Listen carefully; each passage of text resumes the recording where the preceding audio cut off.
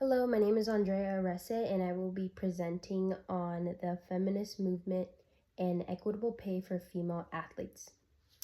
I want to begin by talking about why this is important through the perspective of a female, but also someone that grew up playing sports, particularly in times where I grew up in a household that had a lot of women, not a lot of men, but we were tasked with the pressure of doing good in school, participating in all the clubs, all the sports, but also cleaning the kitchen, cooking, helping our mom.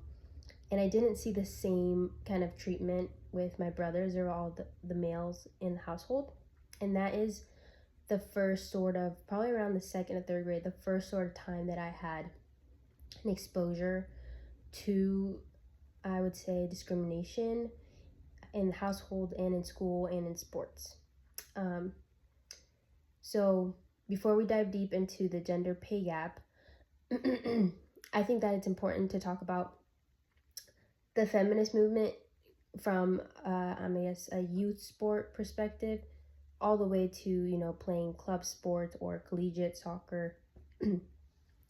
um, I think many women like to deter or not talk about the discrimination that they face at certain times in their life. They try to push it off, kind of like I did for a long time. But the more that you push it off, the more it becomes apparent in your everyday life.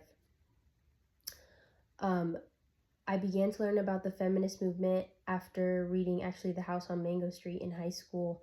And that's when I really started to dive deep into what it means to be discriminated. It doesn't have to be a big action, it could be little actions that make you feel insecure, that lower your self esteem, lower your confidence, as it happened to me several times when I was at a roadblock between, do I help my mom cook in the kitchen, or do I go to soccer practice?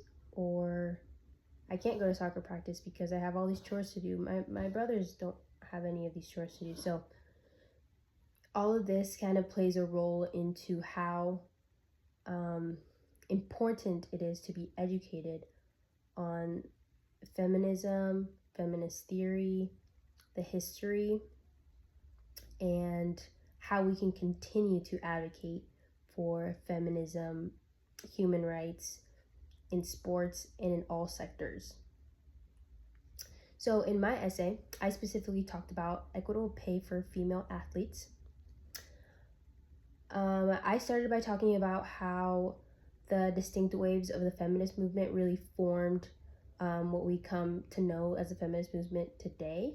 So in the beginning, the first wave of the feminist movement was spearheaded by the Seneca Falls Convention in 1848. It focused on women's legal rights of suffrage, meaning their legal right to vote. So it was a very politically incentivized, I guess, first wave of feminism. The second wave talked about issues of discrimination and equality through the feminine mystique.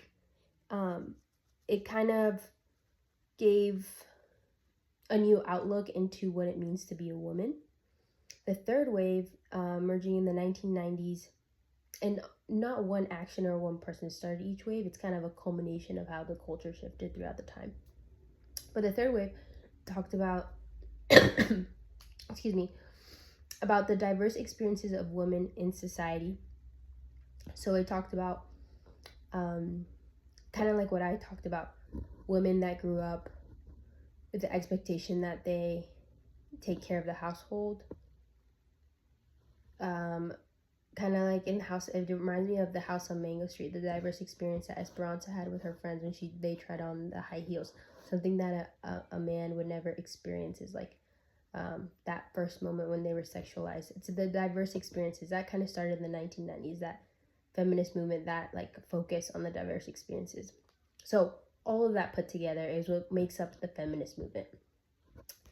That being said, I did touch on the two novels that I chose, but the first one is Moods by Louisa May Alcott, who also wrote Little Women. and the second is The House on Mango Street by Sandra Cisneros. I also talked about the enactment of the Title IX law in 1972 and the U.S. women's national soccer team feminist movement when they were able to win the settlement on gender discrimination.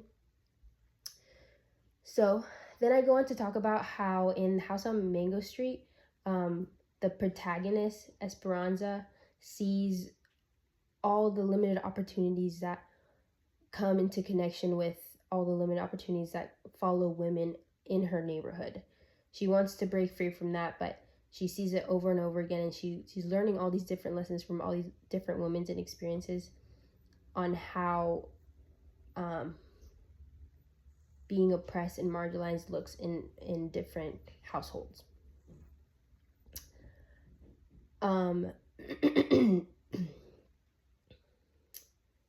So this novel really summarizes the consequences of gender roles on a specific community. So what we see in the novel is how Sandra Cisneros is able to culminate what would happen if we don't advocate for equality, if we don't stand up for our rights, if we don't speak up, if we lose interest in achieving our goals. So all of this ties to equitable pay and the feminist movement, because in order to achieve equitable pay, we have to be able to challenge these norms that have been established before. Moving on to Louisa May Alcott's novel Moods, she unpacks themes and talks about the importance of female autonomy and the need for women to be valued as individuals and not just their relationship with men. So she encourages women to have participation in conversations that they normally wouldn't have. This directly translates to the feminist movement's direct reflection in sports organizations, driving women to participate in leadership roles in sports organization, giving them their own voice, their own autonomy, their own independence, their own free will to go for positions, advocate for other women, challenge norms that were set before, having their own ambitions and living meaningful lives without the pressure of societal expectations is summed up by Louisa May Alcott in her novel Moods, and we can apply this to achieving more inclusive policies in sports. Okay, talking about now Title IX. It was a U.S. law that prohibited sex-based discrimination in education programs that receive federal funds, such as athletics. This law allowed for women to receive for everyone to receive equal opportunity based on student interest and abilities in sports without regard to their gender, so they couldn't be discriminated if they were a woman or a man. Implication of this law was that it trickled down to youth sports, like I had talked about. It showed that even at a federal level, putting this law that you can't be discriminated for your sex for sports allowed little girls to learn from the beginning that you can have competence, character, confidence, connection, and contributions to the community through youth sport participation, because it doesn't matter if you're a man or a woman. Title IX created far-reaching opportunities for women and girls in sports as a result of the spearheaded nature of the feminist movement. All right, lastly, we're going to talk about the U.S. women's national soccer team and their fight for equal pay. They were able to win the lawsuit against gender discrimination from the Soccer Federation. Basically, they weren't getting enough compensation or pay as compared to the male team. So they used the values of the feminist movement to fight for equality, autonomy, and they had self-determination by standing up to this big soccer federation, basically putting their jobs and careers on the line for equal pay. In conclusion, the feminist movement has played a crucial role in achieving equitable pay for female professional athletes by challenging patriarchal policies and promoting the growing value of women in sports.